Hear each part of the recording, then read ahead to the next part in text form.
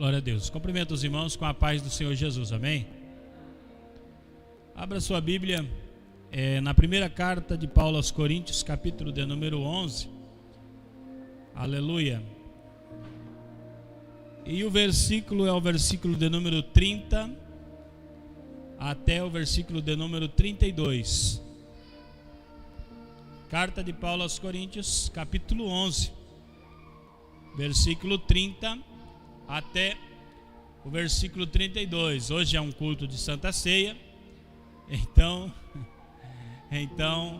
nós vamos ler um trecho da palavra do Senhor, na onde costumeiramente se lê na celebração da ceia do Senhor. 1 Coríntios capítulo 11 e o versículo 30 até o 32. Quem achou diz amém. Aleluia. Então a palavra do Senhor diz assim: por causa disto há entre vós muitos fracos e doentes, e muitos que dormem. Porque se nós nos julgássemos a nós mesmos, não seríamos julgados. Mas quando somos julgados, somos repreendidos pelo Senhor, para não sermos condenados com o mundo. Amém? Glória a Deus. Pode se assentar. A palavra de Deus é maravilhosa e ela sempre tem valiosas lições a nos ensinar. E hoje eu quero falar sobre um tema: discernindo a mesa do Senhor. Discernimento da mesa do Senhor. Há quem acredite que Deus criou o homem e o abandonou à sua própria sorte, cada um para si e Deus para todos. É uma frase que dá esse indicativo. Deus está lá e não se importa com ninguém aqui, cada um faz a sua sorte. Porém, esse texto que nós estamos lendo, nós estamos vendo que essa história não é bem assim, que na verdade Deus criou o homem, Deus se interessa pela humanidade, tem um plano traçado para toda a humanidade e se interessa pelo particular de cada indivíduo. Ninguém está longe da atenção de Deus. Pode ser bonzinho, ruinzinho, feinho, bonitinho, de qualquer maneira, Deus está atento a você. Deus está vendo um por um. Então, nós vamos entender hoje que o nosso comportamento, ele pode nos trazer sérias consequências. O nosso comportamento diante do Senhor, na presença do Senhor, pode nos trazer sérias consequências no nosso cotidiano. Nós estamos lendo aqui um trecho que Paulo falou assim lá no versículo 23: eu recebi do próprio Jesus o que vos ensinei. E aí ele relata a história da última ceia, a ceia da Páscoa. Aí ele conta como que Jesus fez a Páscoa. E ele cita, ele lembra dizendo que Jesus disse: vocês vão fazer isto para se lembrar de mim, para se lembrar da obra que eu estou fazendo. Vocês estarão fazendo isso em memória àquilo que eu já fiz.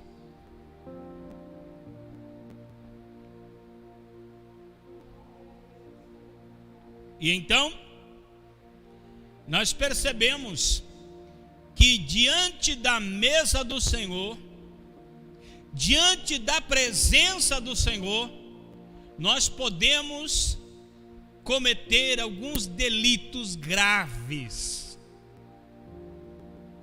As nossas atitudes naquilo que nós chamamos de culto ao Senhor, pode nos comprometer de tal forma que toda a nossa vida pode ter consequências sérias. A primeira atitude que nós percebemos aqui é a irreverência. O que é irreverência? É não reverenciar o sagrado, é desrespeitar algo que deve ser respeitado. É a própria palavra que diz lá em Eclesiastes capítulo 5, versículo 1: guarda o teu pé quando entrares à casa do Senhor teu Deus. Guarda o teu pé, cuida como que você se mexe, cuida com o que você fala, cuida com o que você faz. Você não está em qualquer lugar, você está na casa do Senhor. Isso está lá no Antigo Testamento, em Eclesiastes. Só que Jesus, quando ele foi citando a lei e falando aos discípulos, trazendo ensinamento, Jesus sempre ia trazendo um agravante em cima de cada mandamento da lei. Não é diferente para essa sentença: reverência ao sagrado. Irmãos, se o povo da lei tinha que ser reverente ao sagrado, muito mais nós que somos do período da graça, muito mais nós que temos a presença de Deus dentro de nós, muito mais reverentes a Deus nós temos que ser. A irreverência, ela pode trazer sérias consequências. Paulo disse assim: aquele que come indignamente, aquele que come, participa do corpo e do sangue indignamente. Aí, dentro da igreja, sempre existiu uma questão muito contraditória ou muito polêmica nesse sentido. Eu sei de uma história onde, na hora do período da ceia, uma mulher, quando passou a ceia, ela não pegou, e ela sentou-se no banco e começou a chorar desesperadamente, porque ela se sentia indigna de participar da ceia. O pastor, vendo a situação, ele foi até ela, chamou o presbítero que estava distribuindo a ceia e disse para ela: pode participar, a ceia é para os pecadores. Se você quisesse se sentir digno a ponto de poder tocar na ceia pela sua dignidade, você nunca poderia se aproximar da ceia, porque a Bíblia diz que a sua justiça é como um trapo de imundícia. Ué, pastor, mas então eu não posso participar da ceia? Você pode, não por aquilo que você faz, mas por aquilo que Cristo já fez por você. Aleluia. É o sangue de Cristo que dá possibilidade de você participar do corpo e do sangue do Senhor. Mas aí é que está a questão. Quando você não valoriza o sangue, quando você não valoriza a cruz, quando você não valoriza o sacrifício de Cristo, você é indigno de se aproximar da mesa. Porque a única maneira de se aproximar da mesa é pela obra de Cristo na cruz. Sem a obra de Cristo, você não tem nenhuma chance. Você está derrotado, perdido, distanciado e sentenciado, condenado para sempre. Quando você renega a cruz, quando você não valoriza o sacrifício de Cristo, quando você não dá o valor devido ao sangue e ao corpo de Cristo, você é indigno. E ai da tua vida se você participar indignamente. Não é eu que estou falando, é a própria palavra do Senhor que fala. Eu não quero te assustar, mas eu quero fazer você pensar.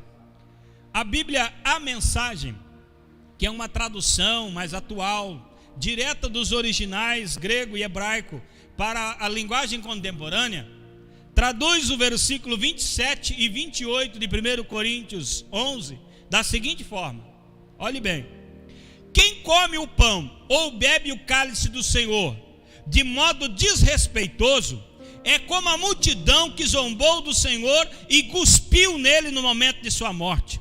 Vocês querem tomar parte nessa lembrança? Examinem suas motivações, testem o coração e venham para a ceia com um santo temor.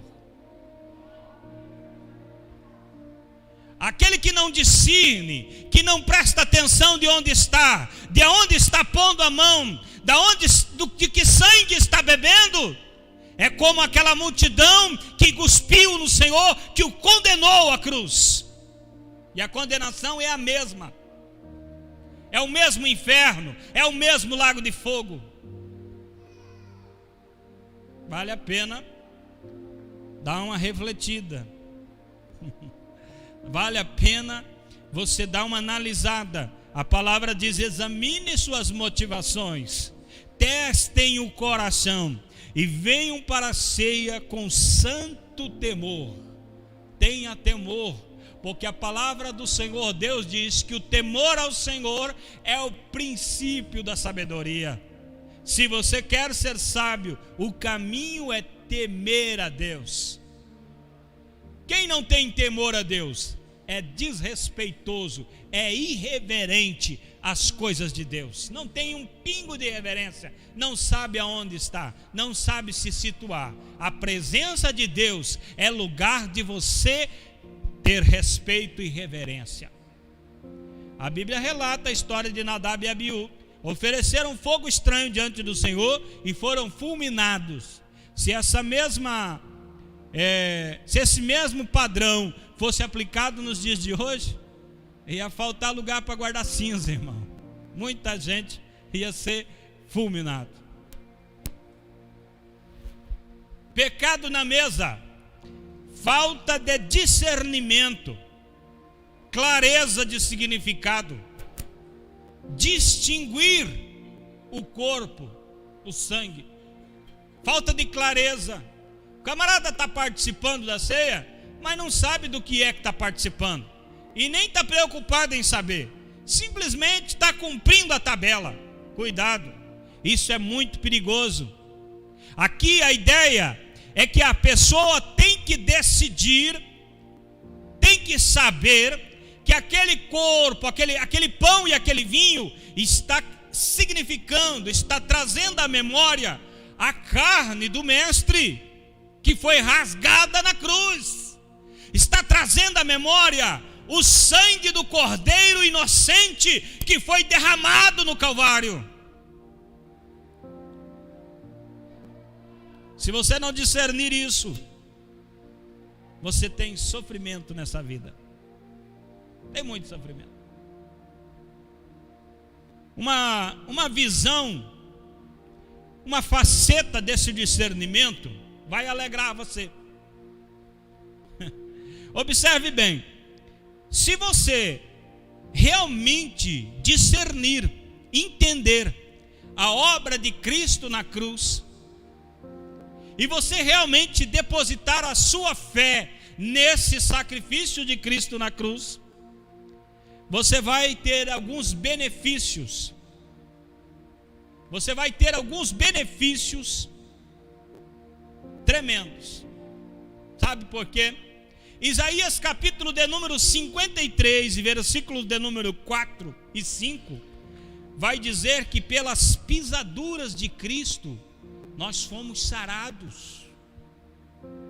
Todas as nossas enfermidades estavam sobre ele, e pelas suas pisaduras fomos sarados.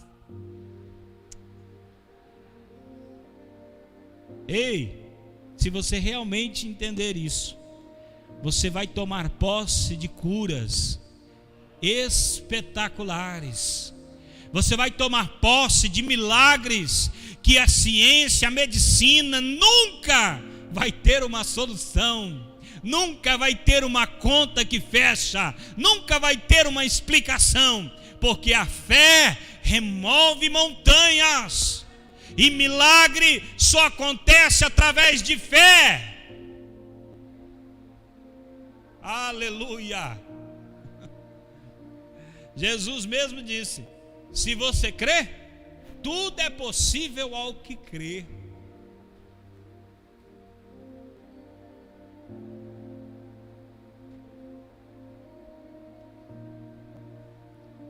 Mas se a pessoa não entende a obra de Cristo, se ela não deposita totalmente o seu coração naquela obra, se ela não tem a clareza total, ela não tem a total certeza ou tem dúvidas em seu coração, provavelmente ela vai morrer precocemente. Há um ditado popular que diz que para morrer basta estar vivo. Tem gente, irmão, que toma tanto cuidado para não morrer, mas, meu Deus do céu, mas não dá um vacilo, se cuida o máximo, e quando menos espera, morre. E tem gente que até é meio descuidado, meio largado, mas parece que Deus quer que ele seja guardado em vida. Então, os anos passam e ele continua vivo. Essa semana eu ouvi algo interessante. Uma irmã mandou um áudio para um irmão, porque ela estava preocupada com os recentes acontecimentos no mundo.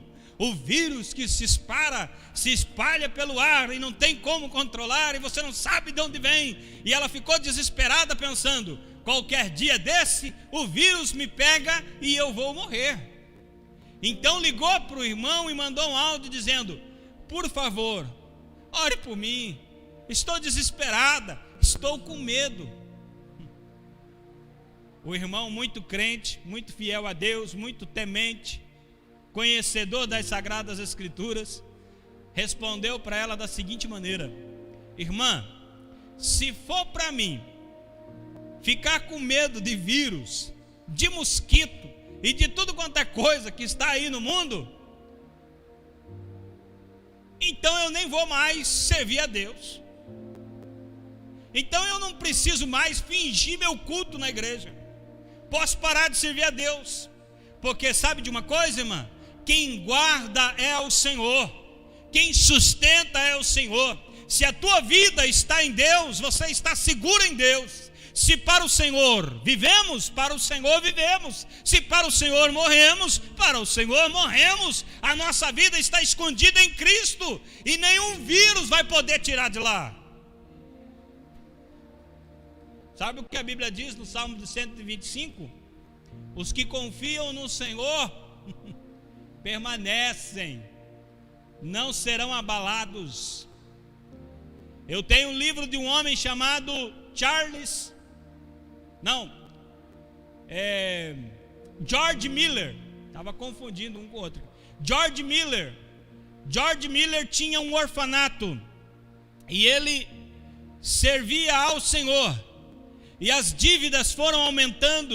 E um dia o gerente do orfanato chegou e disse: Senhor George, não tem mais o que fazer. Não tem dinheiro, não tem comida para as crianças, e nós estamos endividados e vamos ter que fechar o orfanato. Não tem mais saída. Ele olhou para aquele gerente e disse: então a partir de agora nós vamos depositar toda a nossa confiança no Senhor e vamos viver da fé. O homem disse: tá bom então. Aconteceu o inacreditável durante aquela madrugada, e a alimentação para o outro dia foi provida, e assim se tornou a vida daquele orfanato e de muitos outros que ele abriu posteriormente. O Senhor enviava provisão da onde você nem esperava, de lugares e de pessoas que você nem sabia que existia. E os orfanatos não fecharam. Mas sabe o que eu quero citar? Aconteceu uma guerra naquele país e muitos prédios foram bombardeados, muitas casas cravadas de bala, muita coisa aconteceu. Mas no orfanato de George Miller, nenhuma bala chegou, nenhum risco, nenhuma bomba, nada, permaneceu intacto. para que se cumpra a palavra do Senhor. Aqueles que confiam no Senhor permanecem. O maior problema dos cristãos é essa falta de discernimento, essa falta de clareza, de total compreensão de quem é Deus e do que Ele é capaz, e do que você é capaz quando você entende que o Espírito Santo habita dentro de você. O maior problema é esse. Nós cremos na Bíblia, nós achamos que a Bíblia realmente é verdadeira, nós acreditamos que Jesus, maravilha, o homem perfeito, o maior homem da história, um Deus encarnado. Nós acreditamos que milagres são possíveis, porque o irmão A, o irmão B recebeu uma cura, e até há quem acredite porque recebeu uma ele mesmo. Mas mesmo assim, parece que não conseguimos ter uma total convicção da obra de Cristo. Parece que mesmo assim, mesmo Deus agindo, manifestando a presença dele em nosso meio, mesmo assim, a gente continua procurando um bezerro. A gente procura alguma coisa que a gente possa tocar com as mãos. A gente ainda procura alguma coisa para poder tocar e dizer, não, aqui está bom. Deus está falando sério aqui. Tenha compreensão, tenha clareza de que em que lugar você está, de que Deus você serve, e o que acontece quando você realmente tem uma comunhão verdadeira com esse Deus. Aleluia. Também é mais um erro que acontece na mesa. Essa irreverência, essa incapacidade de discernir, e também a incapacidade de entender o que é certo e errado. Pasmem, meus irmãos, mas até dentro da igreja hoje atual, há quem chame o errado de certo e o certo de errado. Há quem viva para defender o erro. Há quem viva para criticar a verdade dentro da igreja. Você pode achar um absurdo, mas existe. Aonde vamos parar? A Bíblia diz em Isaías 5:20: ai dos que chamam mal por bem e bem por mal. Ai, esse ai de Deus é muito pesado, porque traz condenação eterna. Para mim não se delongar demais, nós lemos que o versículo 30 diz: por causa dessa falta de discernimento, por causa do homem não se examinar direito, por causa do homem não prestar atenção, não ter uma total compreensão, versículo 30, por causa disto, há entre vós, há entre quem? Entre a igreja, há no meio de vós, no meio da igreja, fracos, doentes e muitos que dormem. Vou falar primeiro do fraco. O que é o fraco? O que gera fraqueza? 3 coisas eu vou citar que gera fraqueza. Primeira, falta de alimentação. Quem não se alimenta tende a ficar fraco. Duvido. Faz assim, fica uns 3 dias sem comer. Aí você vai concordar comigo. Se achar que 3 dias é pouco, fica 5. Mas não fica muito não, porque pode acontecer de você acabar morrendo. Falta de alimentação gera fraqueza. Quando a pessoa não tem conhecimento de quem ele é, de que o que a igreja é, do que é a ceia do Senhor, do que é a palavra, do que é fé, do que é Cristo, do que é cruz, de quem é ele, de que o que significa o Espírito Santo morando dentro dele, ele não se alimenta direito, irmão. Não se alimenta direito. Ele não come da palavra. Ele come tudo quanto é coisa que o mundo oferece, menos da palavra. Come muito pouco, se alimenta mal. E ele fica fraco. E hoje hoje, nossos dias, são os dias do auge da fraqueza. Existe muita gente fraca. Alimentação errada também produz fraqueza. De que adianta você comer muito, mas comer muito mal? Se você não comer os nutrientes necessários, você vai ficar fraco e pode chegar até morrer. Existe uma história verídica de uma certa penitenciária onde mataram muitos presos, dando só carne para eles comer. Só davam carne. E os presos estavam pensando: opa, agora ficou bom. Nós só estamos comendo carne, olha só, carne de manhã, carne de meio, carne de tarde. Só carne. Morreu. Por quê? Porque a carne não tem todos os nutrientes, eles precisavam dos outros. A alimentação errada produz fraqueza. Eu poderia me aprofundar, mas esse aprofundar dá para escrever um livro nos dias atuais. Muita alimentação errada nos púlpitos por aí. Gente focando em coisas que não traz sentido nenhum. Gastando uma vida inteira atrás de uma correria boba, indo atrás de uma coisa que não existe. Correndo atrás de fábulas e esquecendo da verdade. A verdade liberta, a verdade sustenta, a verdade capacita, a verdade te guarda. Mas comentários de pessoas, teorias de pessoas, isso não leva a nada. Dentro do reino, a única coisa que realmente sustenta e dá vigor e força ainda é a palavra. Alimente-se bem. Alimente-se da palavra. Um velhinho teólogo de muitos e muitos anos, professor de faculdades, estava para morrer em seu leito. Um dos seus discípulos chegou até ele e pediu uma dica. Falou assim: me diga para mim qual o livro eu tenho que ler para que eu possa ter mais desenvolvimento.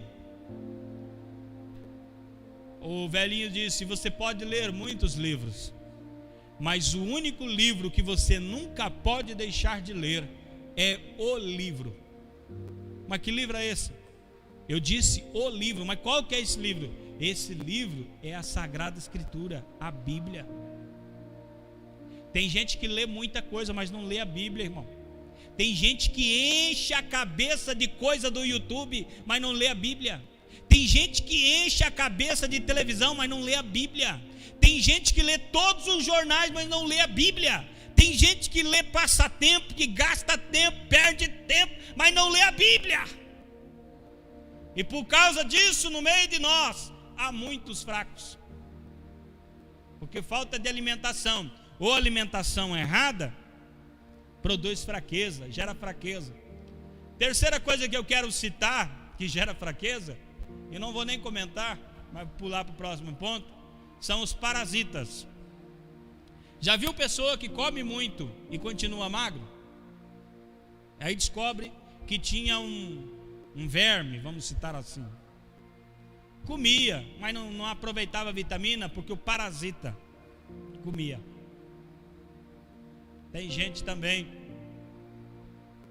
que está perdendo, está ficando fraco, porque tem parasitas, tem sentimentos errados, coisas erradas, que está diluindo todos os nutrientes, sonhos e projetos que não vão dar em nada, coisas bobas. Gasta-se a vida inteira e se perde tudo. Indicativo de fraqueza. Aqui vocês vão ficar um pouquinho bravos comigo. Como é que eu identifico que uma pessoa está fraca? Primeiro indicativo: uma pessoa fraca não tem força para caminhar, irmão. É tudo muito pesado, tudo muito difícil, porque ela está fraca. Ela não consegue fazer quase nada, porque tudo é muito difícil. Ela está fraca. Outro indicativo de fraqueza no meio da igreja: falta de frequência nos cultos. Isso é indicativo de que a pessoa está fraca. Se a pessoa não tem prazer de vir aqui na igreja, não tem muito interesse em aprender da palavra, não está muito querendo orar, não tem muito prazer, e fala em jejum, ele sai longe, não quer consagrar, não quer compromisso, não quer. Isso é fraqueza, é indicativo de fraqueza. Não adianta negar, é fraqueza. Quando a pessoa é cheia da palavra, quando ela está revigorada, ela tem vontade de correr, ela tem vontade de aprender. Lembre, volto no princípio de novo, eu estou falando de a pessoa que discerne, que não discerne o corpo do Senhor.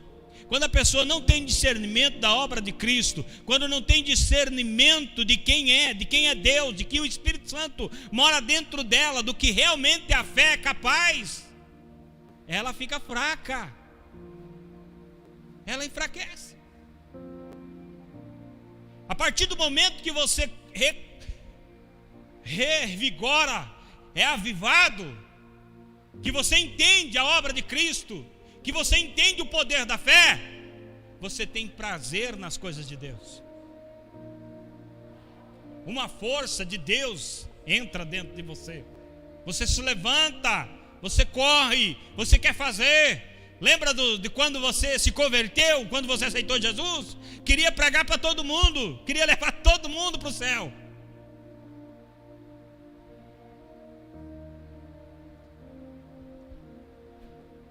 Avivamento é revigorar, voltar a viver, deixar o passado e ir para frente. Isso é avivamento. Animar-se. O desânimo é uma das armas que o diabo não abre mão. Com o desânimo ele matou muita gente. Mas eu creio em Deus que os que estão ouvindo essa palavra serão animados em Deus, serão avivados e cheios do Espírito Santo. Segunda consequência: fracos e doentes. Aqui, essa palavra doentes, ela se aplica em todas as áreas, inclusive doença física. Quando Paulo estava falando de pessoas que estão doentes, doenças físicas. E muitas das doenças, se você for estudar sobre medicina, você vai entender que muitas doenças que as pessoas têm são causadas por indicativos externos. Por exemplo, a pessoa está muito endividada, só estou citando um exemplo, está muito endividada, começa a pensar demais nas contas, começa a ficar muito preocupada e começa a causar alguns problemas no coração, insônia e um monte de coisa, e é perigoso. A pessoa não consegue perdoar, não perdoa, daqui a pouco está com uma úlcera, vira câncer, se não cuidar morre. Entenda, a pessoa que não consegue perdoar é porque ela não entendeu, não discerniu a mesa, ela não entendeu a obra de Cristo. Irmão, acredite, verdade, tem gente que está dentro da igreja, mas não consegue perdoar, mas não perdoa. Por que ela não perdoa? Porque ela não entendeu Cristo ainda, ela não entendeu a obra de Jesus, ela não entendeu a cruz, ela não discerniu o corpo. Porque quando há discernimento, então há perdão, e quando há perdão, há liberdade, e aquela doença que iria matar ela já foi embora antes de chegar. Quem muito perdoa vive mais, irmão. Quem guarda rancor costuma viver menos. Mas também doenças na alma. Não é à toa que nos dias atuais nós vemos muitos cristãos depressivos, tomados de ansiedade, com síndrome do pânico. Esses dias atrás eu conversei com um rapaz, ele viu meus vídeos no YouTube que fala sobre a síndrome do pânico, e ele veio falar comigo.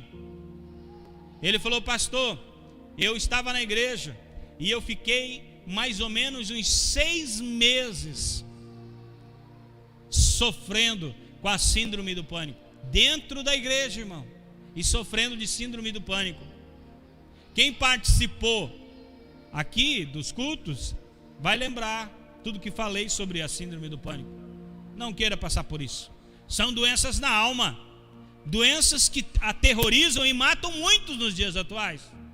Mas se a pessoa entender a obra de Cristo na cruz, se a pessoa entender a obra de Deus, ela jamais vai cair em depressão, ansiedade ou em qualquer outro problema na alma.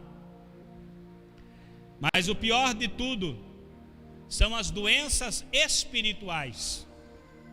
Doenças espirituais, existe isso? Existe. Doenças espirituais. Primeira doença que eu vou citar: atrofiamento espiritual. Não desenvolve, irmão. Não desenvolve. A pessoa não desenvolve mais. Os anos se passam na igreja e ela não desenvolve nada. Ela não consegue, está tudo travado. É igual o teu corpo. Se você parar de andar, irmão, sentar numa cadeira e ficar ali e não levantar mais, o teu corpo vai atrofiar. Quando você for levantar dali, vai precisar de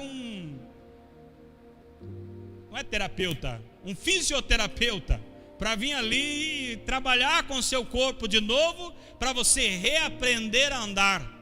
A pessoa, quando ela não entende a obra de Cristo na cruz, e ela começa a ficar fraca, e ela vai ficando doente, ela não vai se apercebendo, e quando ela vai ver, ela já está atrofiada espiritual, ela não cresce mais.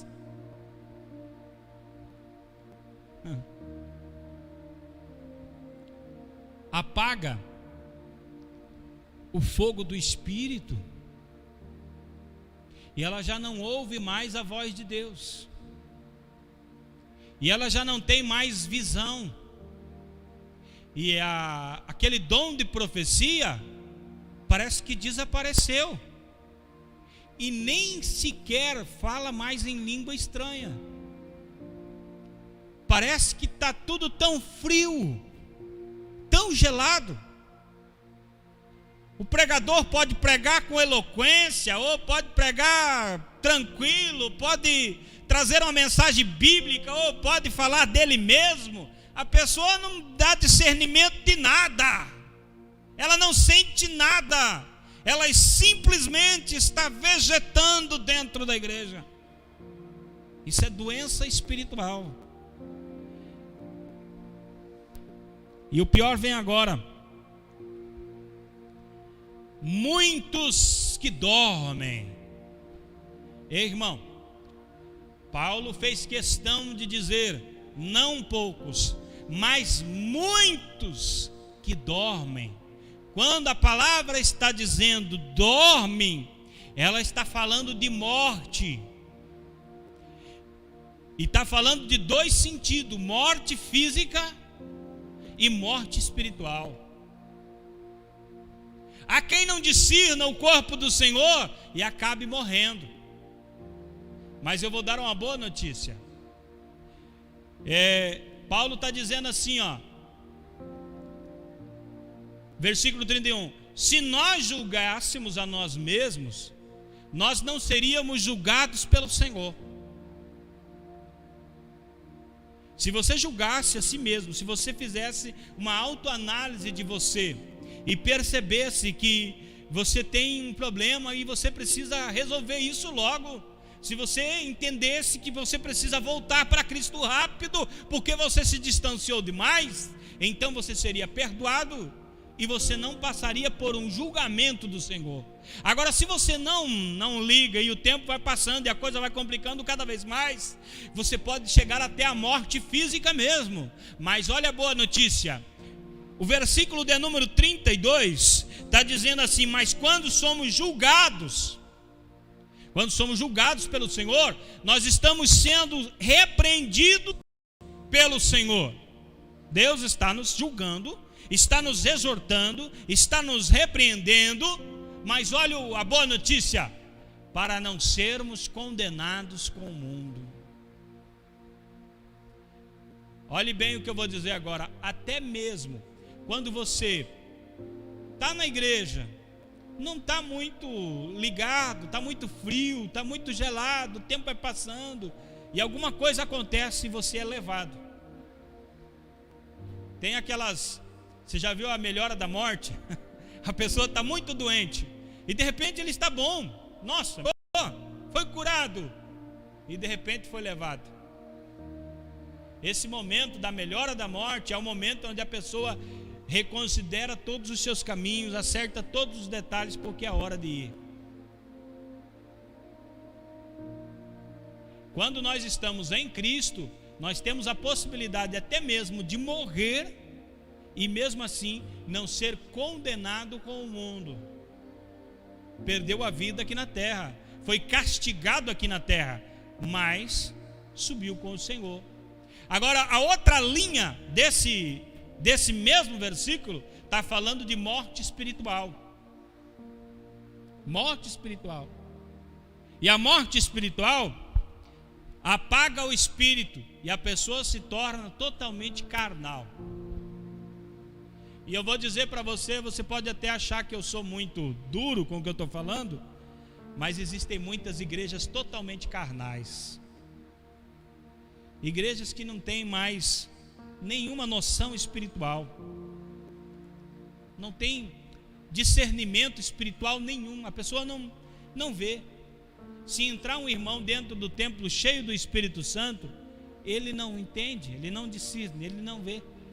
Se entrar um homem endemoniado, ele não sabe discernir, ele não sabe se aquilo é demônio, se aquilo é Deus, se aquilo é carne, ele não tem discernimento nenhum mais, porque ele é totalmente carnal, não tem mais nada de Deus.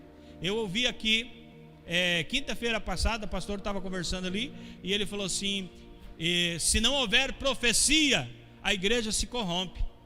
Sim, é verdade, porque se não há profecia, então quer dizer que o Espírito Santo não pode falar. E se o Espírito Santo não pode falar, você é guiado pela sua própria vaidade, por sua própria carne, e você acaba se corrompendo. Nós precisamos de algo da parte de Deus, de um vento que sopra em nossa direção. Estou encerrando, irmão, porque já tomei tempo demais dos irmãos. O julgamento divino, esse julgamento aqui, quando somos repreendidos pelo Senhor, é um julgamento com amor, para te trazer a presença do Senhor. Quantos irmãos você conhece que tem uma doença que parece que nunca cura? Todos são curados, menos ele. Por quê? Porque se curar ele desvia. Se der para ele, ele perde a comunhão. Então muitas vezes somos julgados pelo Senhor, ele não nos dá algo para que nós aprendamos a lição. Hebreus 12, versículos 5 até o 7 diz assim, ó: e já vos esqueceste da exortação que argumenta convosco como filhos? Filho meu, não desprezes a correção do Senhor, porque o Senhor corrige o que ama e açoita qualquer que recebe por filho. Se suportais a correção, Deus os trata como filhos, porque que filho há a quem o pai não corrija? Quando você é corrigido pelo Senhor, é porque Deus te ama e não quer te perder. Quando é disciplinado pelo Senhor, é porque Deus ainda tem esperança na sua salvação, ainda Deus quer a sua salvação, ainda Deus não quer que você seja condenado com o mundo. Eu poderia seguir à frente, ainda tinha mais algumas coisas aqui, mas só que o tempo passou muito rápido. Vamos colocar de pé para nós orarmos.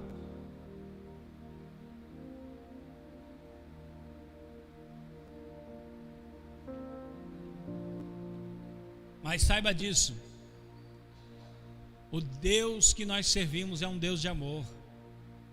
Todos os seus juízos são justos. Salmo de número 119 diz assim, ó, número 71: foi-me bom ser afligido pelo Senhor. Porque antes eu andava errado, mas agora eu aprendi a lição. Aleluia. Quando Deus nos disciplina, quando Deus nos corrige, é porque nos ama. Aleluia. Deus de maravilha, Deus poderoso, nós te amamos, Senhor, e nós te adoramos, Senhor Deus, pela tua fidelidade, pelo teu amor. Pai querido, nós suplicamos, meu Deus, que nos dê clareza da verdade, da realidade. Faz-nos entender a posição em que o Senhor nos colocou. Faz-nos entender, meu Deus, que somos a igreja do Deus vivo, que em nós habita o Espírito Santo e que a obra de Cristo na cruz não é um ensaio de teatro, mas realmente é uma verdade, é uma história real, onde um sangue inocente foi derramado numa cruz verdadeira, e este sangue verdadeiro vertido na cruz do Calvário nos dá vida e vida eterna. Senhor, faz-nos entender que quando estamos participando do corpo e do sangue do Senhor, nós estamos trazendo à realidade aquele dia em que a morte do Senhor nos deu vida. Oh, grande Deus, que mantemos-nos avivados, cheios do teu Espírito, para o dia do Senhor, que breve acontecerá, para o dia do arrebatamento, o dia da igreja ser